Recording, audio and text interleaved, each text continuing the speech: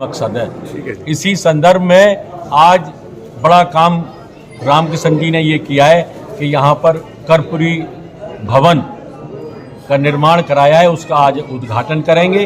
और यहाँ पर सिर्फ सैन समाज के लोग नहीं हैं, यहाँ पर जांगड़ा समाज, सैन समाज, कश्यप समाज, बैरागी समाज, योगी समाज, जितनी भी अति पिछड़ी जातियाँ हैं उन सब के अध्यक्ष यहाँ मौजूद हैं। कोई ना कोई बहुत सॉलिड निर्णय हम लेंगे। और कुछ पूछना चाहे तो ठीक है जी, ठीक है।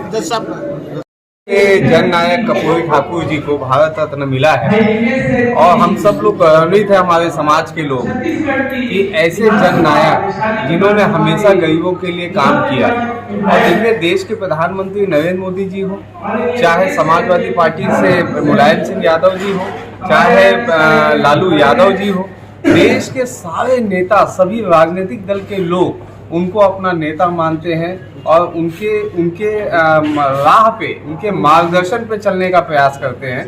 तो ये हम सब समाज वालों के लिए बड़ा गौरवान्वित पल है।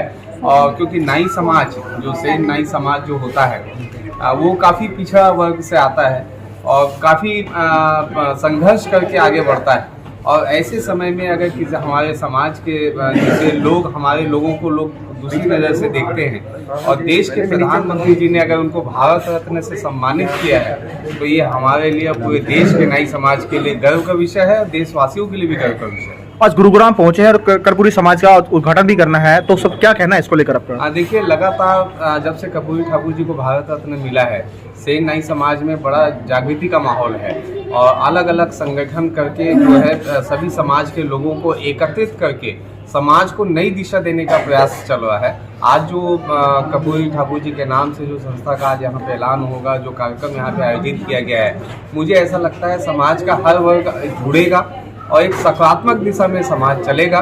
पूरे भारतवर्ष में हमारा ये मुहिम रहेगा कि कर्पूरी ठाकुर जी की प्रतिमा हर राज्यों में लगे, हर जिलों में लगे, नगर निगम में लगे, नगर पंचायत में लगे, हमारे संत शिरोमणि सेन जी महाराज की प्रतिमा लगे। और इसको प्रेरणा लेते हुए जो नए जनरेशन है, शिक्षा की ओर आगे बढ़ेंगे और शिक्षा की ओर जब आगे बढ़ेंगे तो निश्चित रूप से हमारे समाज में जागृति आएगी।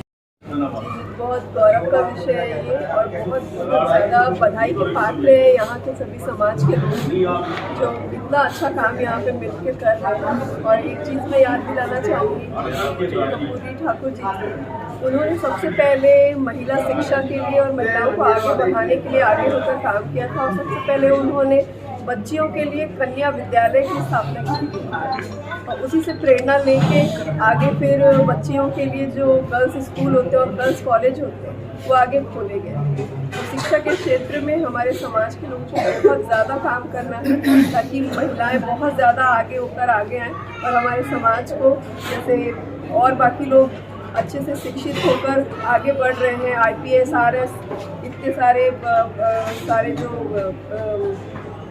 हमारे जो पोस्ट है उनमें जा रहे हैं। तो अगर हम शिक्षा को बढ़ावा देंगे महिलाओं के लिए तो ये बहुत अच्छा कर पाएंगे।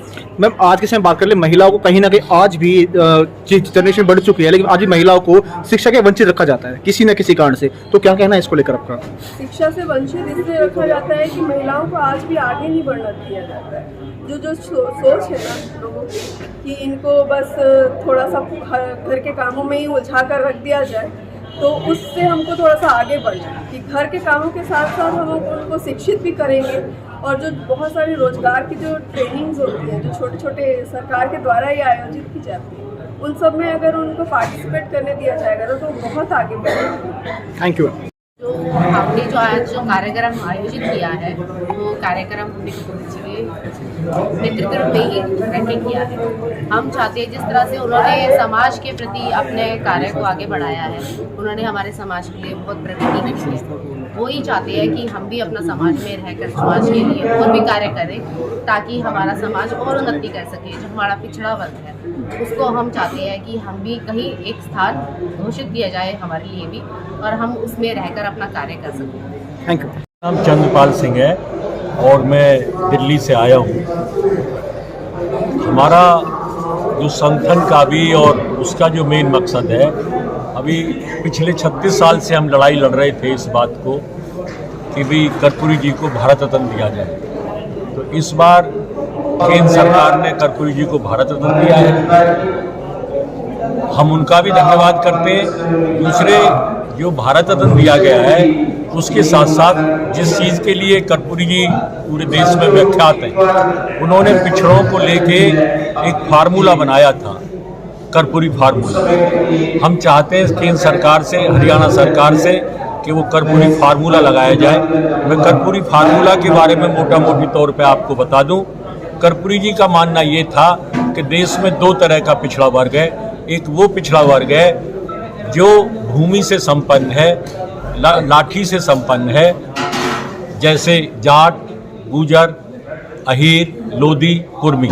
और दूसरा जो पिछड़ा वर्ग है वो जो हाथ का दस्तकार है, नाई है, कुम्हार है, लोहार है, बढ़ई है, सुनार है। ये जो अति पिछड़ा नाम उन्होंने दिया, एनेक्चर 1 और एनेक्चर 2 बनाया। इस वर्ग के लिए उन्होंने 1978 में जब वो बिहार के मुख्यमंत्री बने तो जो एक फार्मूला दिया, उस फार्मूले को केंद्र सरकार लागू करे। उसमें जो पिछड़ा वर्ग है, ये 4-5 जो मोटी जाति हैं, इनके अलावा जो नीचे का जो अति पिछड़ा वर्ग है, उसके लिए हम अपनी उसमें हिस्सेदारी चाहते हैं। और वो ना केवल दाखिला में और रिजर्वेशन नौकरी में हो, वो लोकसभा में हो, प्रदेशों की विधानसभा में हो, विधान परिषद में हो। इस वर्ग के लोग पैसे से गरीब हैं, संख्या में उन्हें कम आंका जाता है, अकेले अकेले उनकी संख्या कम है, लेकिन यदि वो पूरा अति पिछड़ा वर्ग मिल जाता है तो इस देश की 39 से 45% वो जातियां हैं। अभी कुछ दिन पहले बिहार सरकार ने जो आंकड़ा दिया, उसमें 45% अति पिछड़ा वर्ग की काउंटिंग हुई है। और अति पिछड़ा 45% को हटा के कोई भी सरकार नहीं बन सकती। उसी वर्ग में जनजागृति का जो आंदोलन हमारे साथी रामकिशन सेन जी चला रहे हैं, हरियाणा में, उत्तर प्रदेश में हम चला रहे हैं, राजस्थान में दूसरे लोग चला रहे हैं। तो अति पिछड़े वर्ग को इकट्ठा करके जो कर्पूरी जी का सपना था इन सत्ता के नज़दीक